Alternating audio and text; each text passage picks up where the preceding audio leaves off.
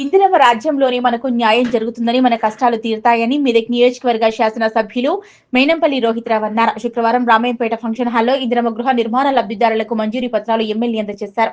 ఈ సందర్భంగా ఆయన మాట్లాడుతూ రామాయంపేటలో 366 గృహ నిర్మాణ లబ్ధిదారులకు మంజూరు పత్రాలు అందజేయడం జరిగిందని, నిరుపేదలకు సొంతింటి కల సాకారం చేయాలనే ఉద్దేశంతో రాష్ట్ర ప్రభుత్వం చేపట్టిన ఈ కార్యక్రమం నియోజకవర్గంలో సత్ఫలితాల దిశగా ముందుకు పోతుందన్నారు. గత ప్రభుత్వం మెదక్ నియోజకవర్గ సంక్షేమాన్ని విస్మరించిందని ఎద్దేవా చేశారు. మన ప్రభుత్వం వచ్చిన వెంటనే 16 నెలల్లోని నియోజకవర్గాన్ని ఎంతో అభివృద్ధి చేసి ప్రత్యక్షంగా కనపడుతుందన్నారు. నిరుపేదలకు సన్నబియ్యం పంపిణీ నియోజకవర్గంలో సమర్థవంతంగా అమలవుతుందన్నారు. విద్య, వైద్యం ప్రధాన ఏజెండాగా ముందుకు పోతూ కార్పొరేట్ స్థాయిలో ప్రభుత్వ పాఠశాలలకు వసతులు కల్పిస్తూ భవిష్యత్ తరాలకు మన పిల్లలకు నాణ్యమైన గుణాత్మక విద్య అందించాలని రామాయంపేట మెయిన్ రోడ్లోని 25 ఎకరాల్లో రెసిడెన్షియల్ స్కూల్స్ నిర్మించే విధంగా ముందుకు పోతున్నామన్నారు. నియోజకవర్గంలో ప్రజలందరూ బాగుంటాలని, ప్రజల సమస్యలు తీరాలని, మీ కుటుంబ సభ్యుల్లో ఒకరిగా పనిచేసి నియోజకవర్గ అభివృద్ధి సంక్షేమానికి కట్టుబడి ఉంటామన్నారు. మాటలు తక్కువ చేతలు ఎక్కువ చేసే ప్రభుత్వం కాంగ్రెస్ ప్రభుత్వం అన్నారు. అనంతరం గృహ నిర్మాణ లబ్ధిదారులకు 366 మంజూరీ పత్రాలు అందజేశారు. ఈ కార్యక్రమంలో housing PD Manikya, Ramayampet municipal commissioner Devender, MPDO Najiluddin, మాజీ జెడ్పీటీసీ సరాఫ్ యాదగిరి, టీపీసీ రాష్ట్ర నాయకుడు చౌదరి సుప్రభాతరావు, రామచంద్రం గౌడ్, బ్లాక్ కాంగ్రెస్ అధ్యక్షుడు రమేష్ రెడ్డి, మాజీ మున్సిపల్ కౌన్సిలర్లు గజవాడ నాగరాజు, సుందర్ సింగ్, చింతల యాదగిరి, విప్లవ్ కుమార్, పోచమల అశ్విని శ్రీనివాస్ తదితరులు పాల్గొన్నారు.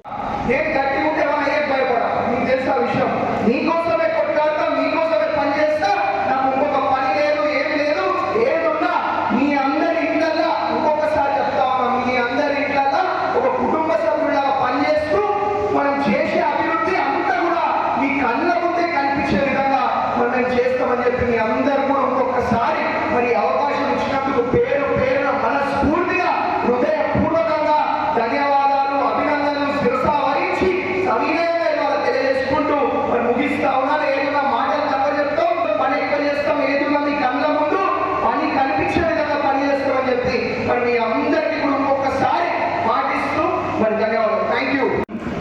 నేను ఇంతకుముందు కూడా వేరే మండలంలో ఒక కార్యక్రమం ఉంటే ఆ కార్యక్రమంలో కూడా చెప్పడం జరిగింది.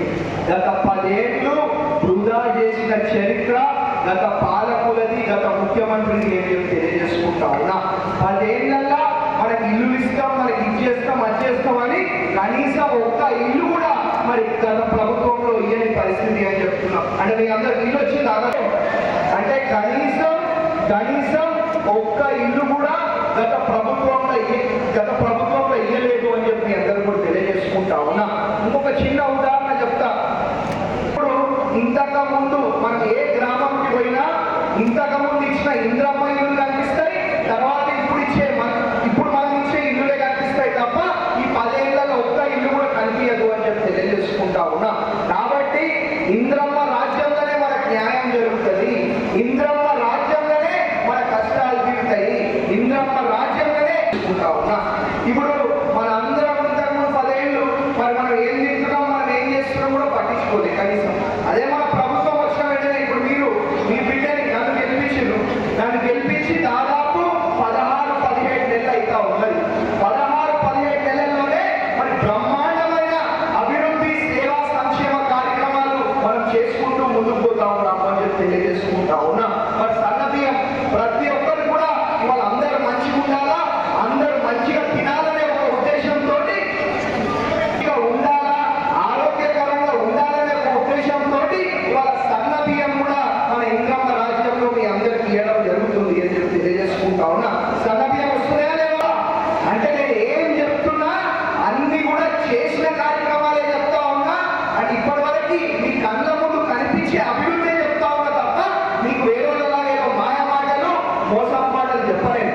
ఎన్నికల ముందు ఒకలాగా, ఎన్నికల తర్వాత ఒకలాగా ఉండే వైఖరి మాది కాదు అని చెప్పి తెలియజేసుకుంటా ఉన్నా. ఎప్పుడున్నా ఎన్నికలున్నా ఎన్నికలు లేకపోయినా మీ ఇంట్లో ఒక కుటుంబ సభ్యుడిలాగా, మీ ఇంట్లో ఒక అన్నలాగా, ఒక తమ్ముడిలాగా, ఒక కొడుకులాగా, ఒక మన్మడిలాగా మీ అన్ని కష్టాలు, అన్ని సమస్యలు తీర్చిపెట్టే బాధ్యత నాది అని చెప్పి తెలియజేసుకుంటా ఉన్నా. ఇవాళ రేపేం ఎన్నికలు లేవు, మీరు నన్ను గెలిపించారు, మీకేదో మాటలు చెప్పే అవసరం లేదు. కానీ నాకు నిజంగా మీ కష్టాలు, మీ సమస్యలు చూసుకునే బాధ్యత నాదే. కాబట్టి ఇప్పుడు నాకు ఇంకొక మండలం కూడా ఉన్నది, వాళ్ళతో కూడా మాట్లాడాలి. మీకు నేను ఒక్కటే అనిపిస్తా, కానీ అందరితో మాట్లాడే బాధ్యత నాది. కాబట్టి కొన్ని ఇబ్బందులు ఉంటాయి. కాబట్టి ఎటువంటి